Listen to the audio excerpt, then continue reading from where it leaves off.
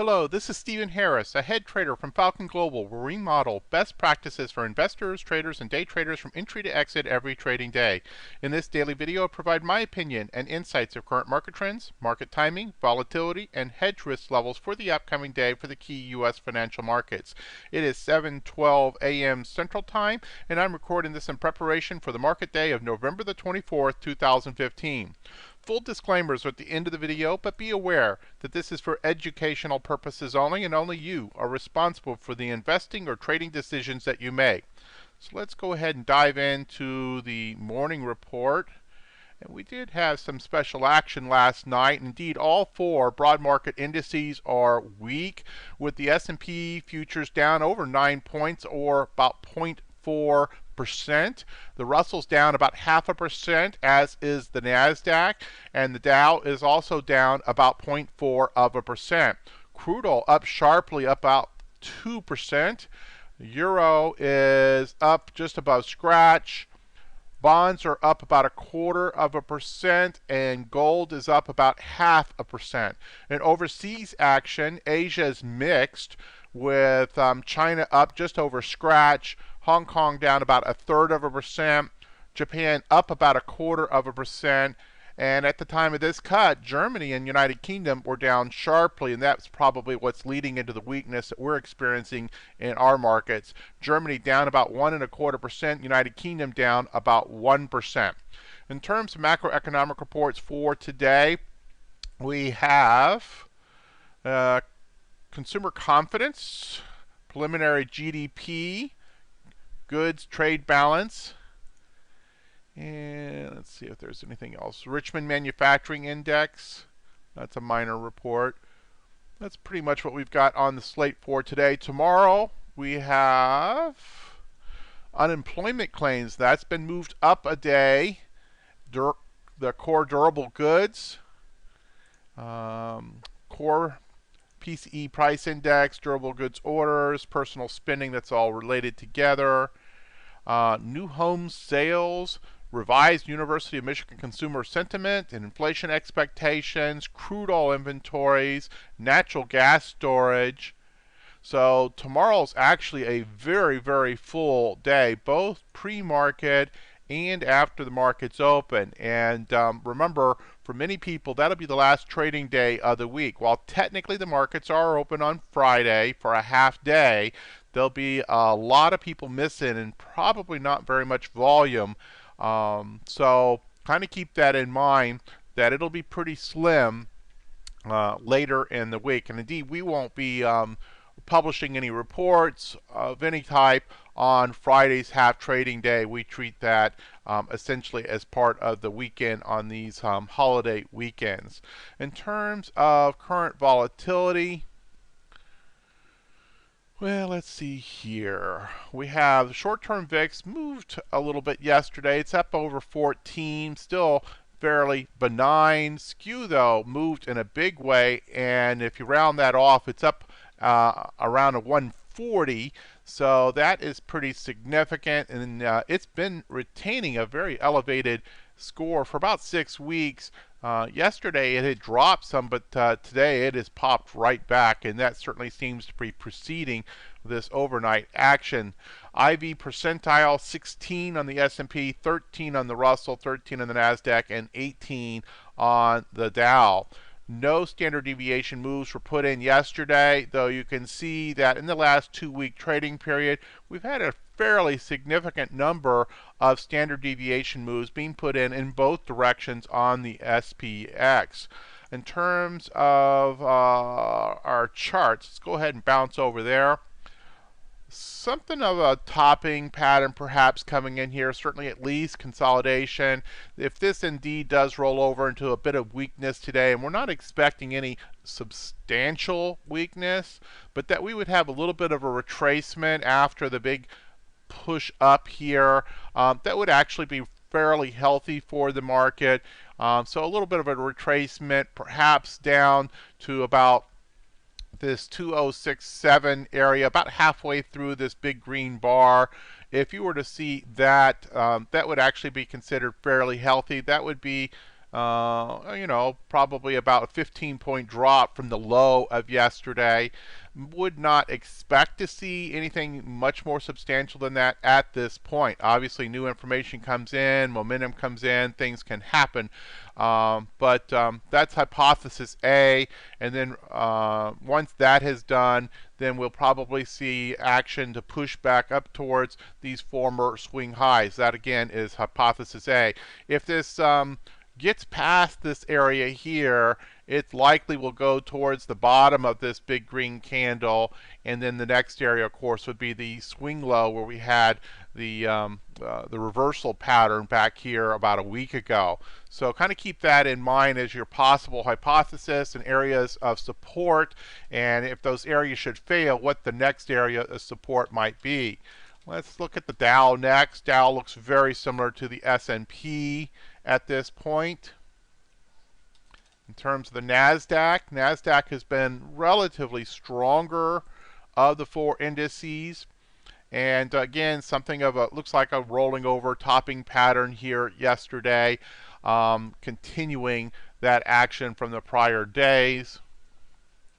Not going to be surprised whatsoever if we have a little bit of a pullback. Russell's been playing catch up and has been relatively stronger in the last couple days, even when the others have been, looking like they're wanting to be toppy and roll over.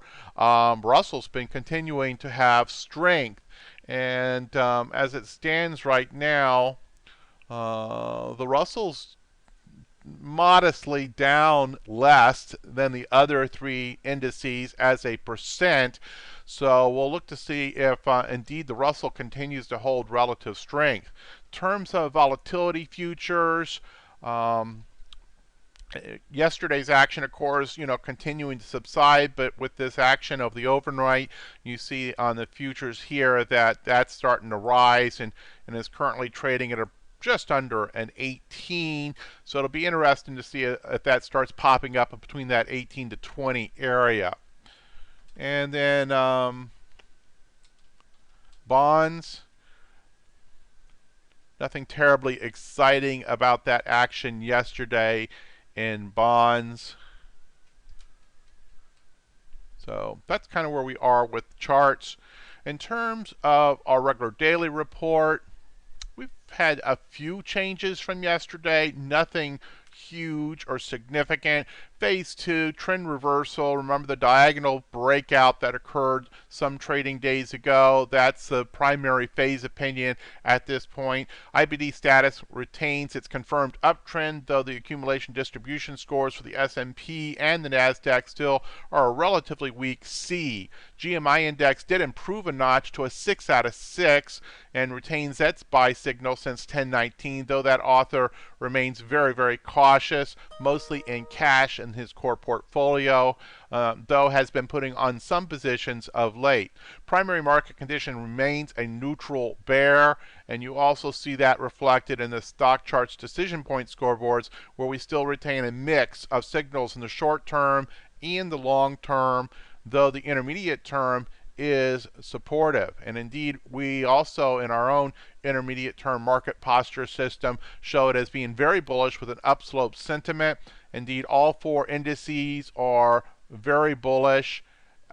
Scores have been higher in the past, but still they're all angled in the right direction. It has sufficient score to be considered very bullish. In terms of position sizing opinion, both retain at the 100% level. In terms of hedge warning status, we're still a 0 plus, normal with some elevated risk conditions. And in terms of those elevated risk conditions, it really comes down to three primary areas based on these lower indicators. One is the distribution day count remains relatively high with both the S&P and the NASDAQ at a 6. Skew remains very high at about a 140, and indeed that's about a 13% probability of a 2 standard deviation move within the next 30 days. That's about a 7-fold increase over normal. And then the other area of concern remains in this key intermarket risk aversion indicators, and we have 3 of those that are flagging as risk off. In terms of special opinions, no changes from yesterday. You indeed could take this as if we have some weakness today, that could be a solid entry for some put selling, perhaps covered call entries, or even selling puts to leg into covered calls.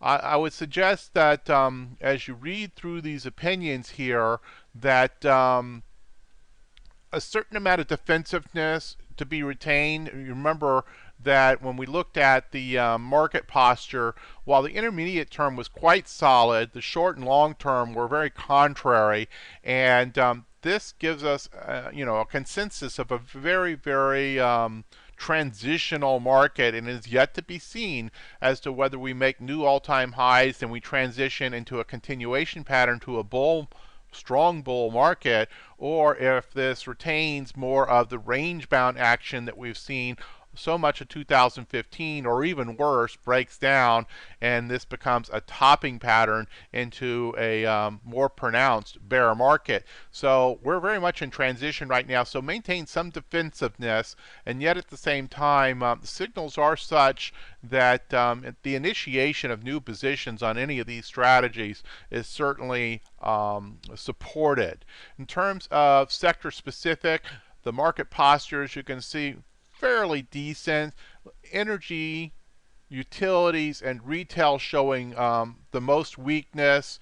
Energy, of course, has been a story we've been talking about for months. Utilities, ever since the interest rates started to come into question, have periodically shown their struggles. And of course, retail has been showing struggles with increasing wage and other expenses more than anything else, leading to the weakness in the retail sector.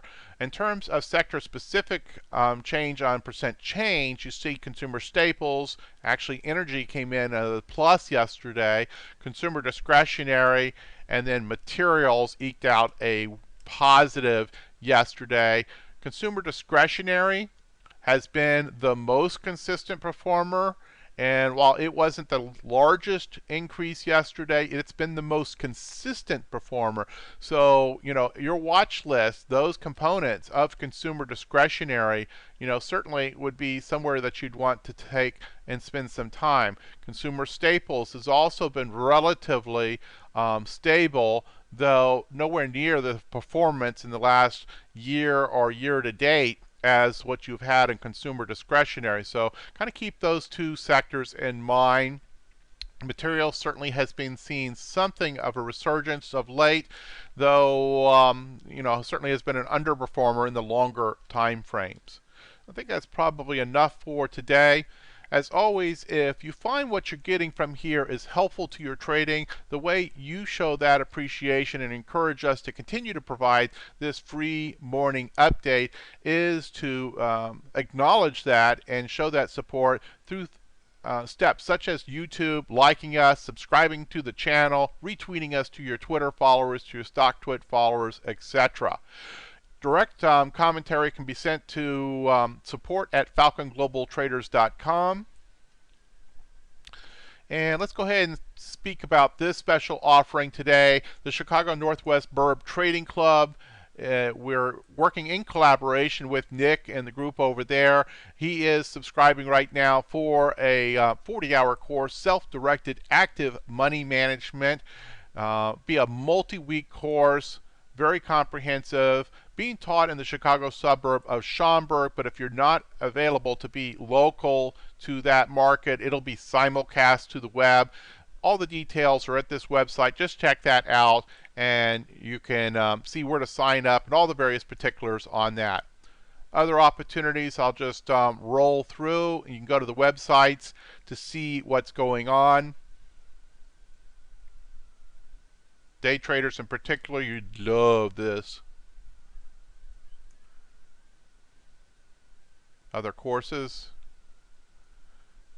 And disclaimers as always, hit the pause button if you need more time to review. And we'll look forward to seeing you back here tomorrow morning before the market opens with the Falcon Global Market Preview. Good trading.